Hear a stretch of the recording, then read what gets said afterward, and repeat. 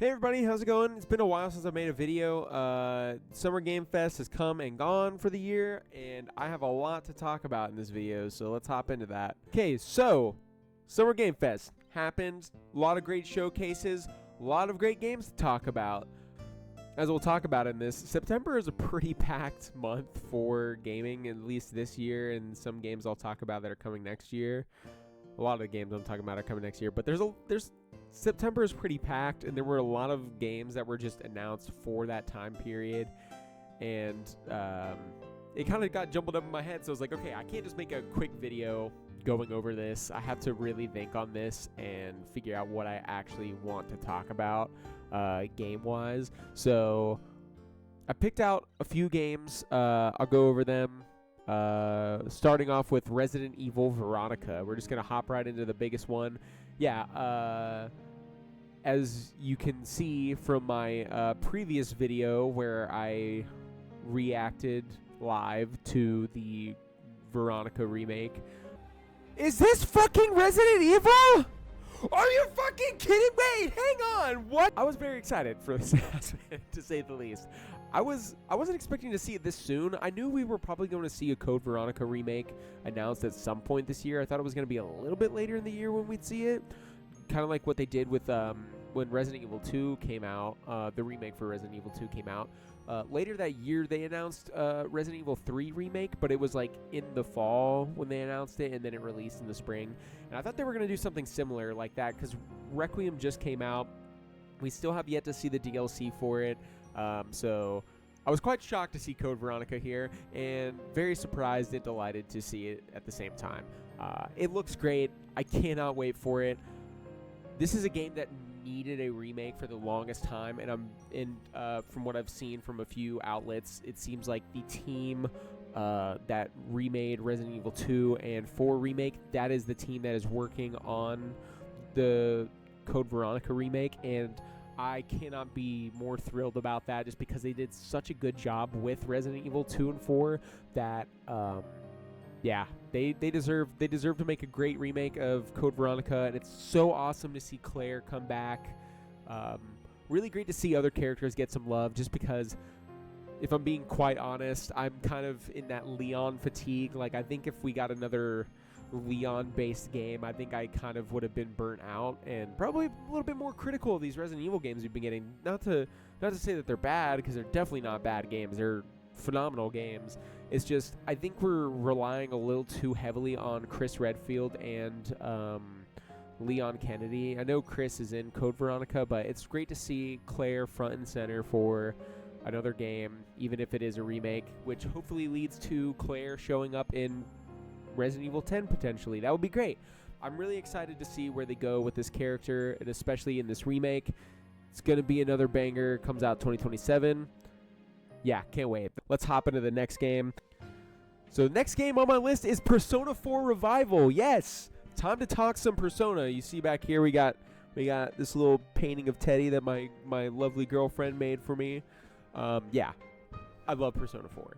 I just recently I've loved Persona 4 since I first played it, like back in like 2012 on PS2. I played the OG version, and I'd never beaten Persona 4, but I played hours and hours of it, but I never got through it. And this year I finally got through Persona 4 Golden, and gotta say, it's gotta be my favorite JRPG of all time. It is such a phenomenal video game, and I'm really excited to see a remake of it. My only complaint, I will say, I do have a complaint about Persona 4 Revival, and my biggest complaint has to be the voice acting.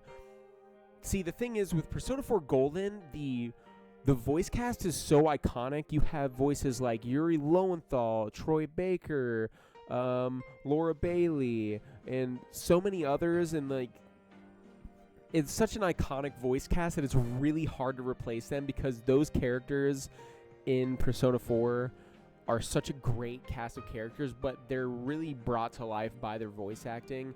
And so in the reveal trailer, or the full trailer for Persona 4 Revival, they showed off snippets of the voice acting, and while that was small snippets and I do need a bigger picture, it was pretty hit or miss. Like Chie, Yukiko, Rise sounded pretty good. Whoever's playing Kanji sounds really great. Like, I almost had to like go back and see if it was Troy Baker because it sounded really good. But then you have voices like Teddy and Nanako and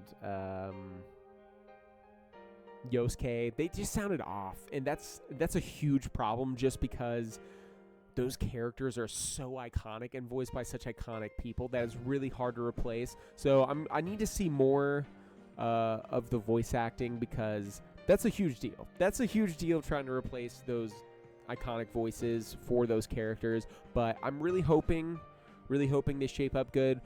The people they got to replace the voice cast for Persona 3 Reload did a really great job. So I'm hoping that we see more of that translated to Persona 4 Revival because it looks great. It's a game I'm looking forward to a lot. The new gameplay systems look really great. It seems like they're bringing Baton Pass back into the combat system. It looks so good and like so fleshed out, and it looks more on par with Persona 3 Reload and Persona 5, which is really great because it would be good. I love Persona 4 Golden, but I do think that the combat is a little basic in that game. It does need like a little bit of spicing up. Not bad per se. It's actually a really great combat system, but it does need some modern twists. But it looks like they're doing all that, and it's shaping up. It's looking like it's shaping up nicely. So really cannot wait to see what they do with Persona 4 Revival. It looks like it's going to be another fantastic Atlus RPG, and I'm going to tie it into this. I didn't have it on my list, but in the same Xbox presentation they announced Persona 6 is real. Not a lot of info besides the graphic, the logo, but yeah, it seems like it's going to be a great year for Atlus fans next year. Persona 4 Revival coming out at the top of the year on February 18th. So cannot wait. All right, next up, we're going to talk about Gen Atlus. This is coming from Fumito Ueda. He is the creator of Ico, Last Guardian, and Shadow of the Colossus. This looks like a phenomenal game, and I cannot wait to play this. I really do love Shadow of the Colossus, and I really do love The Last Guardian. So it's really exciting to see Ueda making another great-looking game. They showed off gameplay and more from what was known as Project Robot is now Gen Atlus. It looks to be like a really great game. There was a lot more combat in this. There was like some third-person shooting that you see going on. A little bit rough frame rate, but that's to be expected from pretty early build of the game. No date on this yet, but it is coming out on all platforms besides Nintendo Switch. Looks great. Can't wait to see more. There's not a lot more info that I have for this one. It's just that I'm excited for it, and it looks great. Next up, we're going to be talking about Final Fantasy VII Revelation. This was a great show closer for the main SGF event. They showed off Tifa and Street Fighter 6, which I will talk about right here. Yeah, Tifa's coming to Street Fighter 6. I saw the rumor like last week. I did not believe it. I was like, oh, that would be so cool. That would be so cool. But they're not going to do it. And I popped off for that one. I wish I had the footage still to pop in here just to show. I'm so excited. Tifa being in Street Fighter 6, such a good match. Street Fighter 6 is my current favorite fighting game right now. Love playing it every single day. Really great, really cool to see Tifa in Street Fighter 6, and that announcement led into Final Fantasy VII Revelation, which is the third and final part of the Final Fantasy VII Remake trilogy. This game looks awesome. This game looks phenomenal, and gotta confess here, have yet to play Rebirth. I played the demo for Rebirth recently. I've played through Final Fantasy VII Remake a lot. I love that game. I just never got around to Rebirth. For some reason, I just did not get around to it. There's no rhyme or reason. Not that I didn't think it looked good, because it looks great, and after playing a little bit of the demo, it looks great. I can't wait to play it. I'm playing that soon. I'm actually going through a complete playthrough of Final Fantasy VII Remake right now in preparation to play Rebirth, so I'm just going to play them back to back. Final Fantasy VII Revelation looks great. They're adding new class systems. Open world looks huge. They're using the High Wind to travel around the world. It looks so incredible. It kind of looks like Final Fantasy VII mixed with Tears of the Kingdom almost. It just looks like it's going to be a really phenomenal conclusion to the Final Fantasy VII Remake trilogy. This is such a special trilogy of games, and they need to be applauded for coming out with an entire trilogy of games in a 7-year time frame. Like, that is so insane when at a time when development timelines are inflated, games are taking years and years to make. They're doing it right, and it looks to be another phenomenal addition to the Final Fantasy VII Remake saga. So I really can't wait to see more on this. There was a lot of gameplay shown off, but it looks great. I can't say too much just because I don't have a huge I don't have a huge amount of experience with Final Fantasy VII Rebirth, so I can't really compare what's different and what's staying the same with this, but it looks to be another phenomenal addition to the Final Fantasy VII Remake trilogy. So cannot wait to see more of this. That's coming out in spring 2027 on all platforms. Cannot wait to finish this trilogy because it's really great so far. Next game, God of War Lao Fei. This game looks so good. There's a controversy going on right now with this game. Weirdos are complaining about playing as a woman in a video game, which is fucking stupid, to say the least, just because they've never talked to women in their lives. So they're going to complain about playing as a woman because they don't know how to talk to women and it makes them insecure. But that aside, God of War Lao Fei looks like to be a really, really great video game. I am super excited to see this Faye take on the role of main protagonist in a God of War game, just because you hear so much about her through God of War 2018 and God of War Ragnarok that it's really cool to see her fully fleshed out in a new God of War title, which looks to be taking the very acrobatic move set from the OG God of Wars and bringing them into this new era of God of War that we're in. It's stunning. It's beautiful. The direction looks really great. The colors are popping. Everything looks great. Some environments look a little gray and washed out, but it was a battlefield that we saw from the gameplay. But like, the creature designs look great. Everything looks so great and well designed. Everything looks so cool to experience. My only complaints: this cube, Frank, and the talking sword. I'm still not sold on that. It looks really goofy, and whenever I was showing my girlfriend the gameplay for God, she was laughing, and I was too, because there's this gelatinous cube of Jello bouncing around the battlefield. It's a little distracting, and I fear it's too late to change that. I'm hoping that it turns into something else in the game, just because it's a little ridiculous and it does take me out a little bit. Also, I do say the writing that they showed off for the game, I think the writing is a little weak. It's got that quirk. It's got that MCU quirk that it just doesn't work. Games need to stop doing this writing where everything's over-explained and everything's quirky and everything's...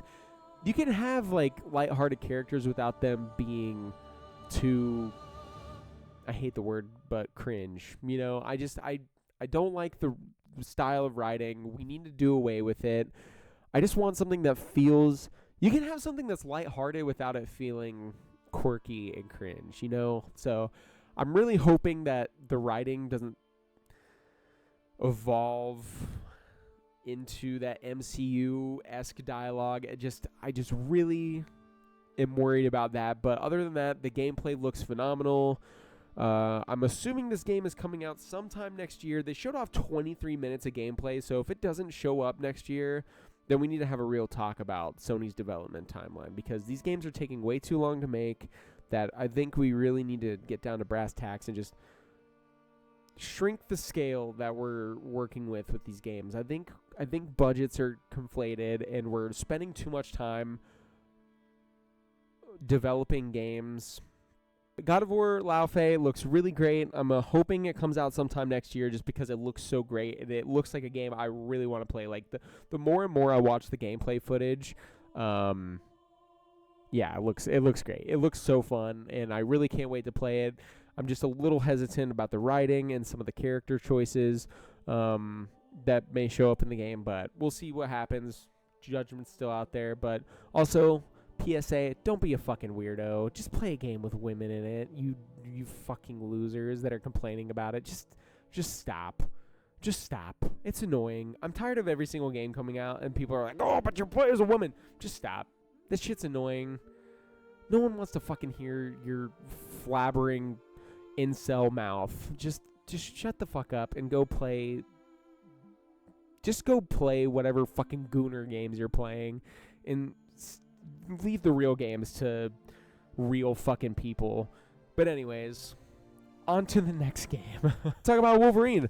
Wolverine looks fucking awesome. I cannot wait for this. This is my one negative that I've seen from the game. Insomniac, quit creating weird ass designs for these characters. The biggest problem with Insomniac games isn't the games themselves, it's more so the design. The design choices they do for these games are so weird.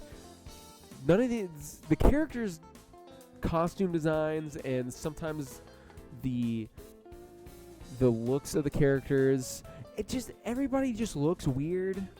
And I'm tired of this like hyper realism coming from Insomniac, because going from Ratchet and Clank to something like a Spider-Man, they would make such a badass stylized superhero game. It's unreal. So Insomniac, please learn from this. Next game you do that's in the Marvel universe, please make it look good, because these characters just look weird and the designs don't look great. It's just we need to move away from the realism, especially with Insomniac. You guys have a pedigree of making like really stylized games. Make those again, especially for Marvel for a comic book. I don't need my comic book video games to be realistic. I don't care. Make them comic booky, make them colorful, make them not weird and realistic. I just want those. But besides that, video game looks fucking awesome, dude. I don't have gameplay for it to show on screen because for some reason I could not snag the gameplay footage. I could not get it to download, but the game looks awesome. Go check out the trailer and gameplay sequence that they showed off during the State of Play last week. It looks phenomenal. I cannot wait to see more of Wolverine. It's going to be a blast. Yeah, I've been wanting a mutant-based game from Marvel for a long time now, and I'm so glad that we're finally getting more out of the X-Men characters. Cannot wait to see more. But yeah, that comes out September 15th, and I can't wait. I will be there day one because I love X-Men and I love Wolverine. I love all these characters on the mutant side of things from Marvel, so cannot wait. That's awesome. That's all I got to say. Looks bloody, looks incredible. Cannot wait to play more of that. Alien Isolation 2. This was a really awesome thing to see just because I feel like it wasn't announced too long ago that they were making a sequel, but now we have people that have got their hands on the game and a trailer for it with gameplay footage. I'm so excited for Alien Isolation 2. I was late to the game, but when I played Alien Isolation a few years back, I absolutely loved the video game. It is one of my favorite horror games of all time. I hope it's a little bit shorter, just because Alien Isolation was a really long game. For some reason, Alien Isolation was a really long game. Did not need to be as long as it was, but it was. It was a great game, but it was a little long in the tooth, especially for a horror game.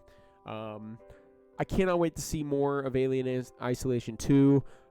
It seems like this game is shaping up nicely, and I have a feeling we might be playing this either late next year or early 2028. It looks like a great game. Cannot wait to see more. Creative Assembly knows how to really do Alien justice, and I can't wait to see more. Looks spooky, looks awesome, looks to be an evolution of things from Alien Isolation, and cannot wait to see more. That's all I really have to say. There's not a whole lot of details on the game yet, but just looks like more Alien Isolation, which is exactly what I wanted. New Alien Isolation on new consoles. Cannot wait to see more. Next up, we're getting into the last segments of this video where I talk about Nintendo, because Nintendo had a pretty great Direct. I know a lot of people are pretty off-put by what Nintendo showed on their Nintendo Direct, but yeah, it was pretty good. I thought it was great. There were a lot of great games that I wanted to see. Capcom showing up really hard for the Switch 2, which I'm super stoked on. People were complaining that it was very port heavy, but I think that's a great thing, just because a lot of these games I want to play portable, and a lot of these games I want to play on my Nintendo Switch. So I'm really excited to see that there's a lot of great games coming to Switch 2. You may think it's boring to have ports and remasters and stuff like that show up on the Switch 2, but I think it's personally great because the Switch 1 missed out on a lot of great games just because it was underpowered. But now that the Switch 2 is kind of like a powerhouse when it comes to handheld gaming, it's really great to see more games show up on the platform, just because it was just such a great experience playing games on Switch. And now on Switch 2, that I can't wait for more, especially from Capcom. Capcom's really showing up. My Nintendo Switch is kind of becoming a Capcom machine, as we'll talk about in a little bit, just because Nintendo's game prices are going up. Fire Emblem, the new Fire Emblem, I'm not going to be talking about it in this video a whole lot just because it looks great. I'm going to have to skip it. It's coming out in the busy season. It comes out days after Wolverine. I'm going to be very locked into Wolverine at the time. Fire Emblem Fortune's Weave is $80 for a physical copy of it, and I like to have physical copies of Switch 2 games, especially Fire Emblem. So it's a little disappointing, and I'm going to have to skip out on Fire Emblem. It looks great, but the season's too busy, and I'm willing to skip Fire Emblem, which is unfortunate because I was looking forward to that the most, actually. I was hoping that would be out by now, but I was really hoping I would be playing Fire Emblem by now, but that's not the case, and I'm skipping on Fire Emblem. Just wanted to bring up the pricing of Fire Emblem just because I think it's kind of shit that Fire Emblem is an $80 game. Like, there's going to be a lot of content in that, but I personally don't believe any video game is worth $80 just because it's too expensive, especially for, I don't know, I just find it a little much. I just don't see the word, especially games like Mario Kart World, which I do love. I got it as a gift, so I didn't really spend the $80 on it. But like, if I were to have spent the $80 on it, I would see is like there's not a whole lot there, and we still don't have more content for Mario Kart World. So it's like they're not really giving me a reason to expect $80 quality out of Fire Emblem. And as we'll talk about it in a little bit, I'm a little hypocritical when it comes to what I would spend $80 on. This next game I'm going to talk about is the most important game I've ever played in my entire life, which is Ocarina of Time. Ocarina of Time finally was announced to be getting a remake. This is the most important video game I've ever played in my entire life. So for it to get a remake is so incredibly special, just because I've been wanting for more people, especially my girlfriend. I've been like praising, she loves Breath of the Wild, but I've been talking up and down about Ocarina of Time, and I think it's going to be great for a new generation to get to experience what I experienced years and years and years ago. It is such a special game to me that I really can't wait to see what they do with this. They didn't show off a whole lot, which is a little disappointing just because we've already known about the Ocarina of Time remake. Whether Nintendo wants to recognize that or not, it has been public knowledge that Ocarina of Time is getting remade for quite some time now, that I think they needed to show more, especially if it's coming out this year. I still have concerns on if it's coming out this year just because they showed so little that they're going to have to talk about it like next month or something if I expect it to be out, because I doubt we're going to get to September and then talk about it and then it's out in a few months. Like, I don't see them taking that route. It's gotta be shown off like next month or in August or something like that. Like, we need to see this game very soon. But I just wanted to talk about this just because it's the most important video game I've ever played in my entire life. That this is a game that I expect to be $80 just because it seems they're putting a lot into Ocarina. Like, it looks like, from what little we've seen, it does look like they're putting all their effort into this, and this is going to be more than just, here's Ocarina of Time again. So this is something I am willing to spend $80 on just because of the importance of it. That's the only reason that I would be willing to spend $80 on Ocarina of Time, just because it's so important to me that I have such a personal attachment to that, and it is the most important video game I've ever played in my entire life. So that's why I'm willing to spend the money to play this game, and I can't wait to see more Ocarina of Time remake. It's gonna be great. I'm through the moon, through the roof about this video game. I cannot wait to see more of Ocarina of Time remake. Yeah, that's all I have to say on that one. Just very important to me, so I can't wait to see more. This last game I'm going to be talking about is Splatoon Raiders. Don't know why I saved this one for last. I should have saved Ocarina of Time for last, but Splatoon Raiders coming out on July 23rd. I cannot wait for this game. I love Splatoon. I didn't really play a whole lot of Splatoon 3. I've kind of been out of it, but I loved the single-player content that I was always like, Splatoon needs a single-player experience. And we're getting it with Splatoon Raiders, and it looks really awesome. I can't wait to see more of this game. I can't wait to play this game. I'm excited. I'm going to be there day one. Splatoon Raiders looks pretty great. I'm excited to see them expand Splatoon outside of the multiplayer games, and I really hope this leads to more spin-off Splatoon games. I think like a Splatoon rhythm game would be cool, just because of it's so tied to music and its music that I think a rhythm-based Splatoon game would be pretty great. And I also think a Splatoon tactics game would be good. Like, the sky's the limit with Splatoon, and I'm really excited to finally see a single-player Splatoon game. Cannot wait to see more of that. And yeah, that's about all I have to say today. Yeah, just I'm very excited for all these games that were announced. It took a while to make just because I was overloaded. My brain was overloaded, and I could not think about what games to talk about just because there were so many great games shown off. There's still more that I haven't even talked about on this video. But yeah, there's going to be more videos to come. I'm sorry I took a little break. I needed to step away and like really process everything I saw at Summer Game Fest. Didn't have a lot of time to talk about it. There's going to be more videos on Resident Evil Veronica as details come out. I'm going to make a video like talking about what I want from the remake and what Capcom might have next for Claire Redfield. So stay tuned for something like that. May or may not happen, but I'm dabbling in talking about more Resident Evil. But besides that, thank you for watching this video. I know it's pretty long now, but I just wanted to talk about the games that I'm most excited for. A lot of them coming out next year. There's a few games from this year that I'm excited about that are coming in September, but I wanted to talk about some games that really, really, really excited me the most. So let me know what you guys thought about Summer Game Fest and what you guys are excited to see. And I can't wait to hear what you have to say. Other than that, ain't got much else. So yeah, I'll catch you guys later, and we'll talk more video games. Peace out.